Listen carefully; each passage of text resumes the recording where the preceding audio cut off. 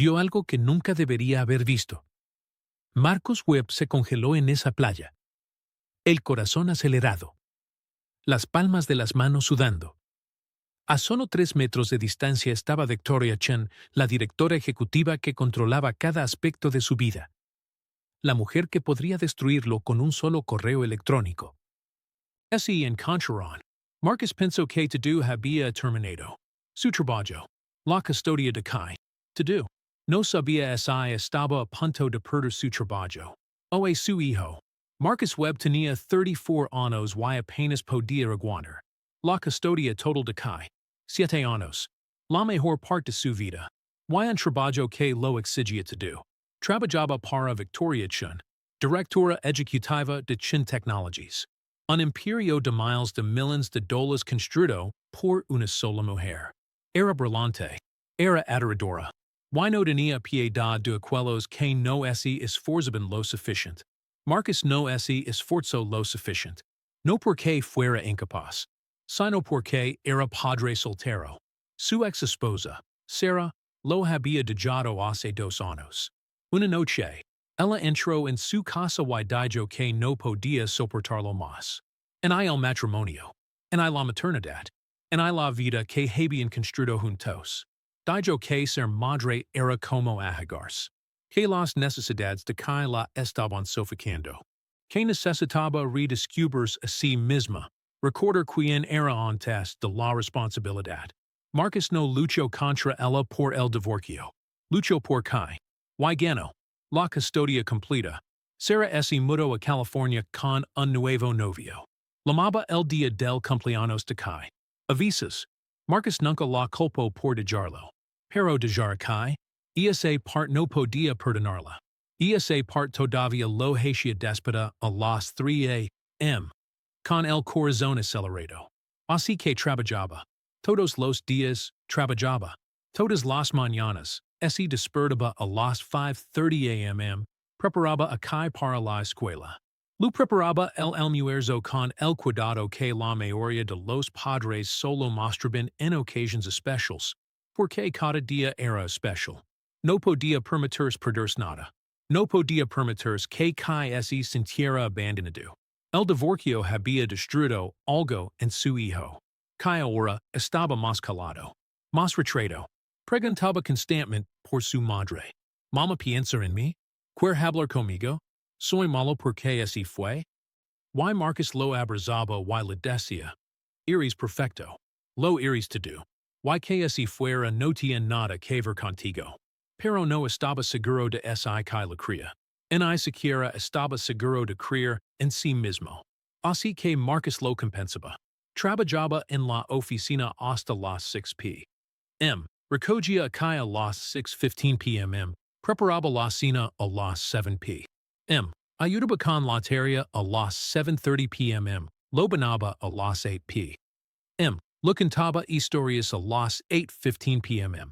Kai se acostaba a las 8:30 p.m. Luego Marcus trabajaba hasta las 2:03 a.m. En proyectos que Victoria necesitaba. 3 horas de sueño. Todas las noches. Avisas 2. Su cuerpo se estaba deteriorando. Podía sentirlo. La tensión constante en sus hombres. El temblor en sus manos cuando estaba cansado. El sabor a cartón en la comida. La costumbre de no recordar la última vez que se había reído sin que pareciera forzado. Victoria Chen no entendía nada de eso. ¿Por qué Harriet? Nunca había tenido un hijo. Nunca había tenido una relación que importara. Nunca había sacrificado nada por nadie excepto por su empresa. Su empresa era su hijo. Su empresa era su vida. Y ella esperaba que todos los que trabajaban para ella sintieran lo mismo.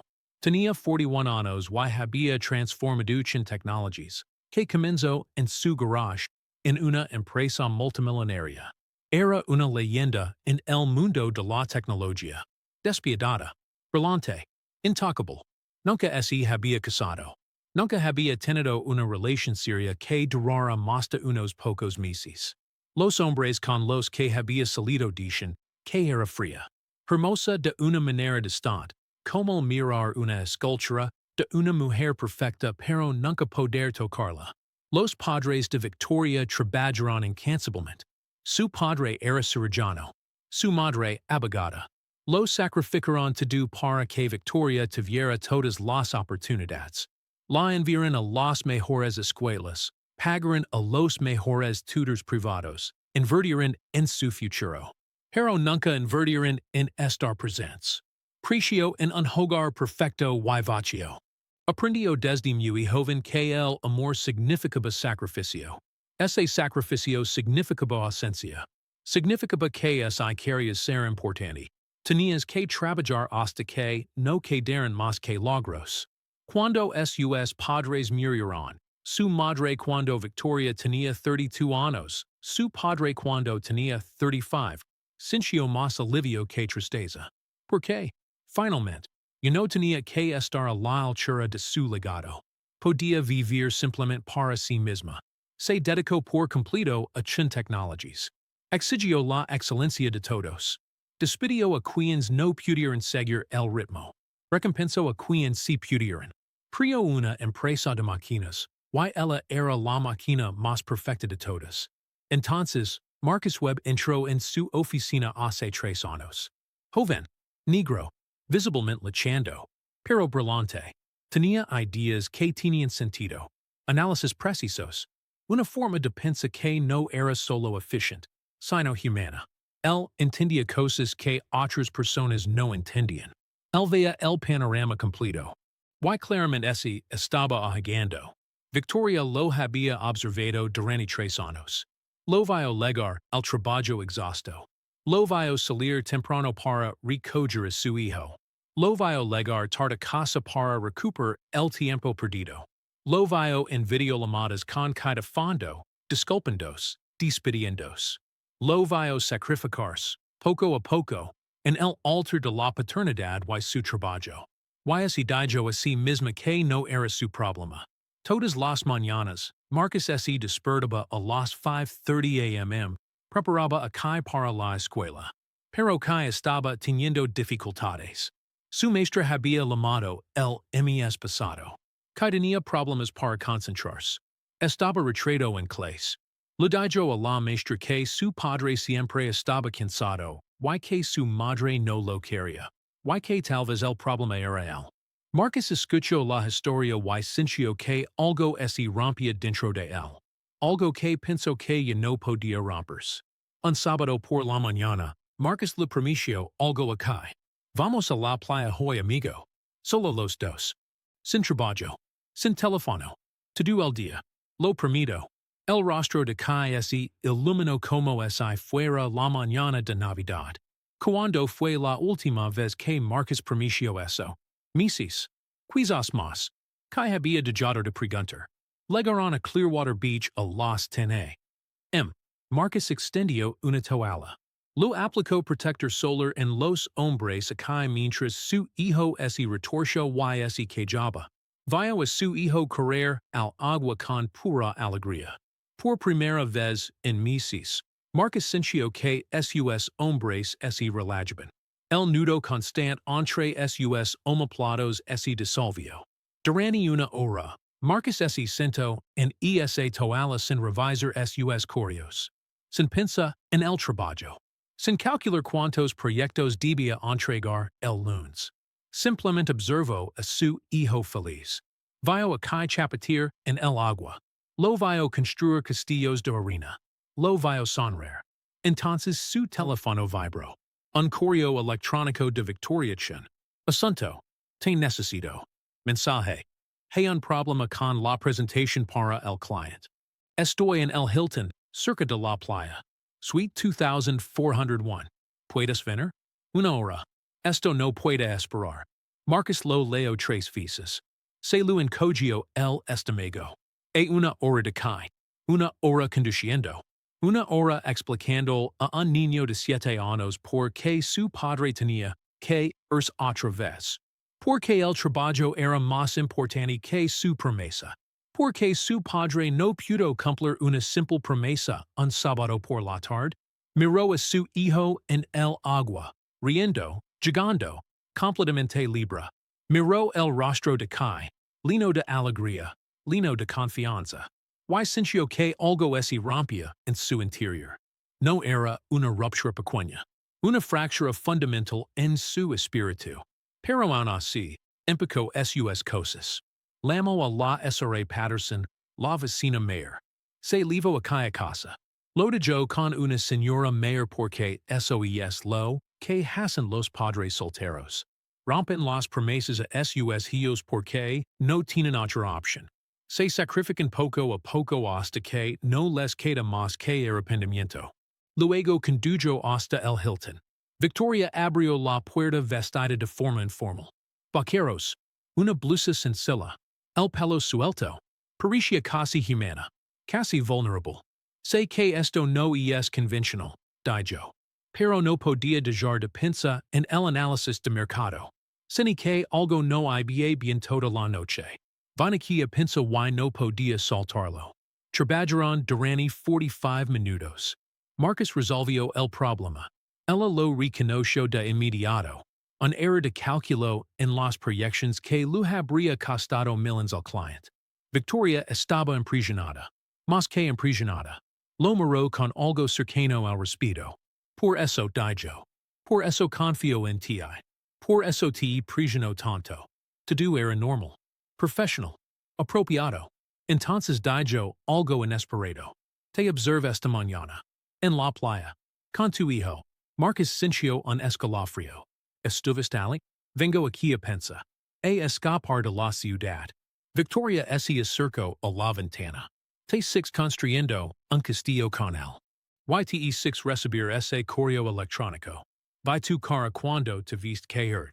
Se giro para mirarlo.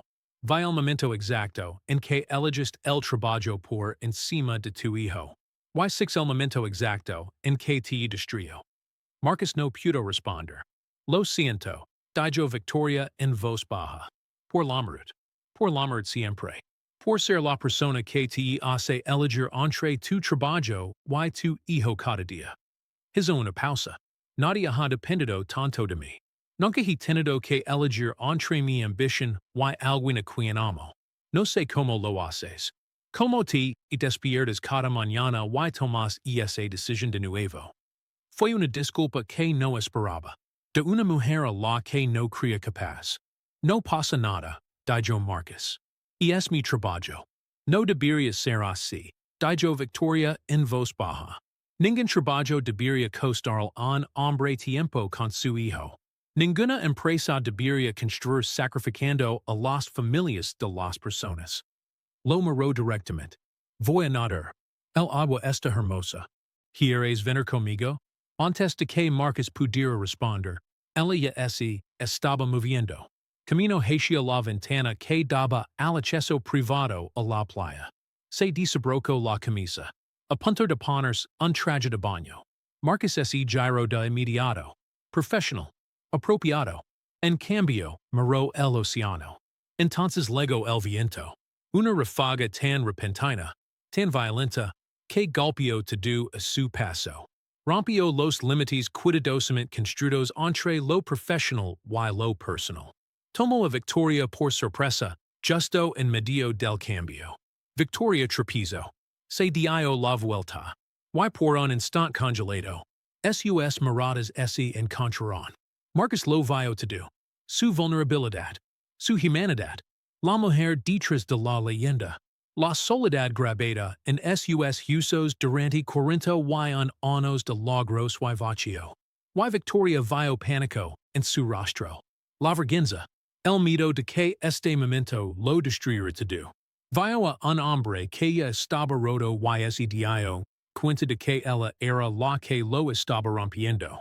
El tiempo se detuvo. Marcus cerró los ojos. Esperando que comenzaran los gritos. Esperando ser despedido. Esperando que toda su vida se derrumbara. Esperando el momento en que su miedo a perderlo todo se hiciera realidad. Pero Victoria no gritó.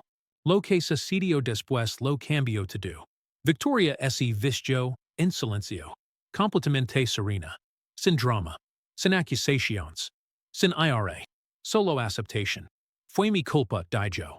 Fui impulsiva y descuidada y te puse en una situación imposible. Te pido disculpas. Marcus no podía hablar. No podía procesar lo que estaba sucediendo. Te pido disculpas, continuó, por ponerte en esta situación. Y por el correo electrónico. Por exigir siempre más de lo que puedes dar. Por ser la persona que te hace sacrificar a tu hijo. Marcus la miró fijamente. Así no funcionaban los desequilibrios de poder. El director ejecutivo no se disculpó. El director ejecutivo no admitió su culpa. El director ejecutivo no se responsabilizó del dolor de nadie. Estás temblando. Dijo Victoria, mirándolo como si lo viera por primera vez. Tienes miedo. Acabo de ver el final de mi carrera. Dijo Marcus en voz baja. No, dijo Victoria. No has terminado. Se acercó. Lo que viste hoy, ese momento, queda entre nosotros.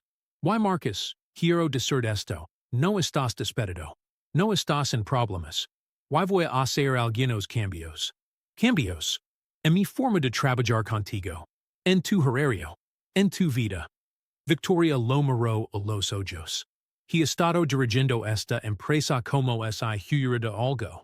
Y creo que por fin estoy comprendiendo de que he estado haciendo. Hizo una pausa. Soledad. El próximo sábado, dijo Victoria. En la misma playa. Les gustaría a ti y a que venir conmigo? Me gustaría conocer a tu hijo. Si no es mucha molestia. Marcus debería haber dicho que no. Debería haber mantenido las distancias. Debería haber reconocido esto como una complicación que lo destruiría todo. En cambio, dijo que sí. Ese sábado siguiente lo cambió todo. Que estaba nervioso al principio. Pero Victoria era diferente. Se arrodilló a su altura. Lo preguntó por sus intereses. Escuchó como sus respuestas importaran. Como los pensamientos de un niño realmente pudieran moldear el universo. Construyeron un castillo de arena juntos. Una estructura de verdad. No el desastre desequilibrado que Marcus solía creer, sino una auténtica construcción con torres y muros. Victoria era metódica, que era creativo. Marcus los observó trabajar y sintió un cambio en su pecho. Su jefa se estaba convirtiendo en su amiga. Y en la amiga de su hijo. Más aún, se estaba convirtiendo en algo así como de la familia. Semana tras semana, el patrón se repetía. Sábados en la playa. Victoria aparecía. El rostro de Kai se iluminaba al verla. Viene la resurrección hoy. Preguntaba los sábados por la mañana. Y cuando Victoria llegaba, Kai corría hacia ella como si fuera la persona más importante de su mundo. En el trabajo, Victoria cambió. Dejó de llamar a altas horas de la noche. Lo dio flexibilidad a Marcus. Lo defendió en las reuniones. Estaba generando confianza. Estaba construyendo algo real. Pero no todos se sintieron cómodos con el cambio. Una tarde, llamaron a Marcus a una reunión inesperada. Recursos humanos. Alguien había notado el cambio en su horario. La flexibilidad. El tiempo a solas con Victoria fuera del horario laboral. No se dijo nada directamente. Ninguna acusación. Solo preguntas cautelosas. Hemos notado que te vas más temprano los viernes. Victoria ha estado adaptando a tu horario. ¿Hay algo que debemos saber? Marcus salió de la reunión temblando. El miedo regresó con toda su fuerza. Si esto legaba demasiado lejos, no solo perdería su trabajo. Perdería la vida que por fin estaba construyendo. Perdería a Victoria. Perdería la primera felicidad verdadera que había sentido en años.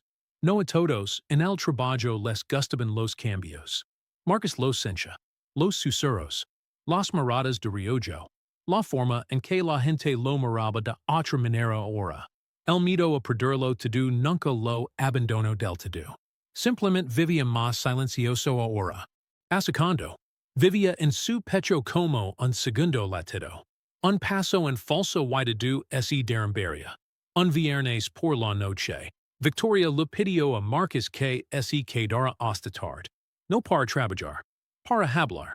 Se sentaron en su oficina después de que todos se hubieran ido. Las luces de la ciudad centelleaban bajo ellos como estrellas dispersas. Nunca he tenido a nadie en mi vida, dijo en voz baja. Mis padres trabajaron sin parar. Presi sola. Presi una empresa para no volver a estar sola nunca más. Pero lo único que hice fue crear un espacio más grande y vacío. Lo miró directamente. Entonces T6 con Kai. Y6 lo que me estaba perdiendo. Victoria. Sé que es complicado. Lo interrumpió. Sé que soy tu jefa. Sé que hay cientos de razones por las que esto no debería pasar. Pero Marcus, decido arriesgarme. Contigo. Con Kai. Con algo que nunca pensé que quisiera. ¿Qué dices?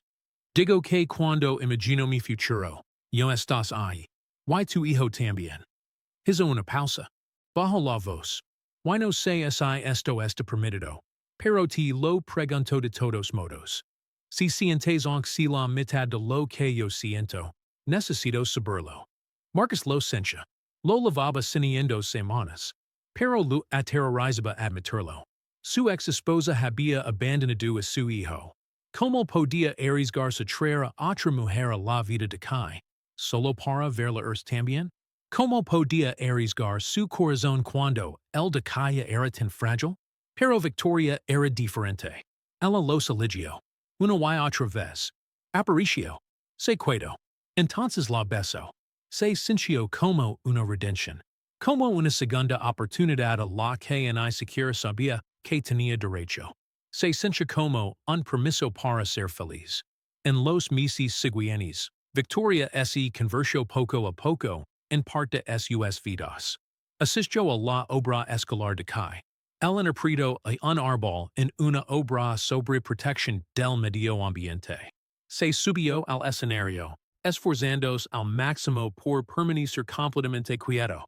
Victoria fue la primera en levantarse y aplaudir cuando se bajo el telón. Veía sus partidos de fútbol. Entendía perfectamente las reglas y animaba en los momentos oportunos. Construía fortalezas en la sala con él en las tardes lluviosas. Era terrible en eso, y que lo encanaba eso de ella. Se convirtió en la mujer que Victoria nunca pensó que podría ser. La persona que priorizaba el amor sobre las ganancias. La conexión sobre el control. Y Marcus se convirtió en el hombre que nunca pensó que podría ser.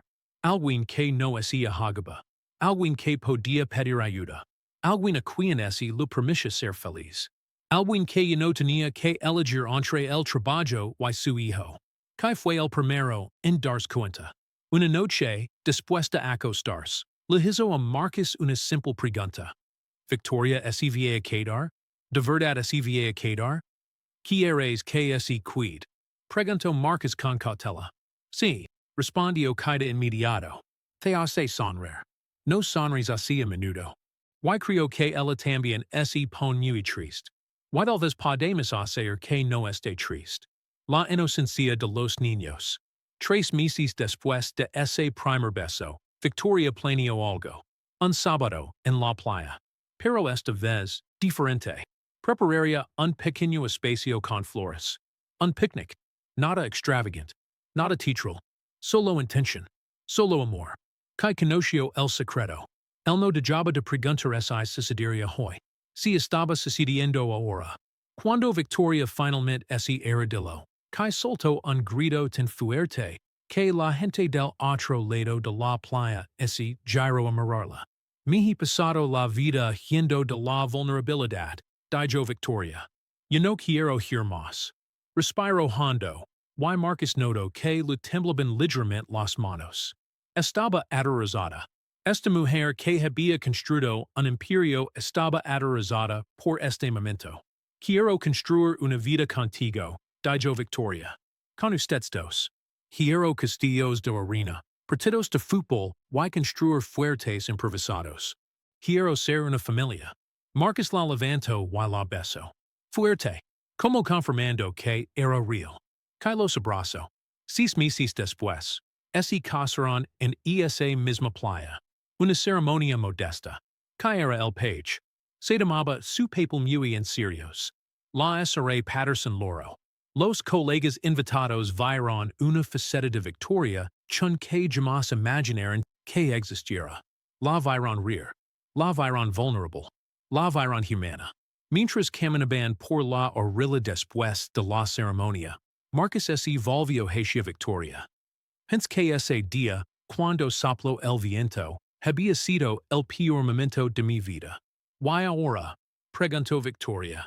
Ahora sé que fue el principio. El momento en que todo cambió. Victoria lo tomó la mano. Pasé toda mi vida sola. Mis padres lo sacrificaron todo para que nunca fuera vulnerable. Pero todo ese sacrificio significó que nunca dejé entrar a nadie. Levant muros tan altos que olvid lo que es esencia la conexión. Lo que es esencia el amor. Lo que significaba necesitar a alguien y ser amado a cambio. Moró acá, que construía el último castillo de arena con la SRA Patterson. Entonces te conocí. Ahagandot. Luchando. On present. On demostrando la que importaba. Y me di cuenta de que lo que me faltaba no era éxito en I control. Era esto. Ser necesitada. Ser elegida. Ser amada por quien soy. No por lo que puedo producir. Victoria y Marcus tuvieron su propia hija 6 meses después de la boda. Una niña. La llamaron Esperanza. Porque eso era lo que representaba. Que se convirtió en un hermano mayor. Era protector. Cariñoso. Había aprendido lo que su padre lo había enseñado. Que la familia no se trata solo de lazos de sangre. Se trata de estar presente. Se trata de elegirse mutuamente. Victoria transformó su empresa. Empezó a abogar por las familias monoparentales. Flexibilidad en el trabajo.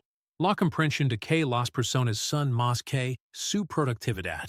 Se hizo conocida no solo como una brillante directora ejecutiva, sino como alguien que realmente se preocupaba por la vida de sus empleados. Implementó políticas que habrían salvado a Marcus hace 2 años. Horarios flexibles, options de trabajo remoto y apoyo para la salud mental.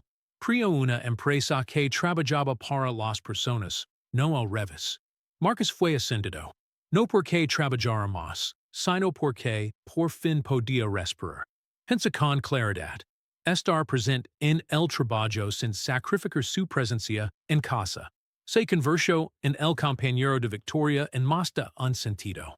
En la empresa y en casa. Y los sábados por la mañana, seguían yendo a la playa. Todos.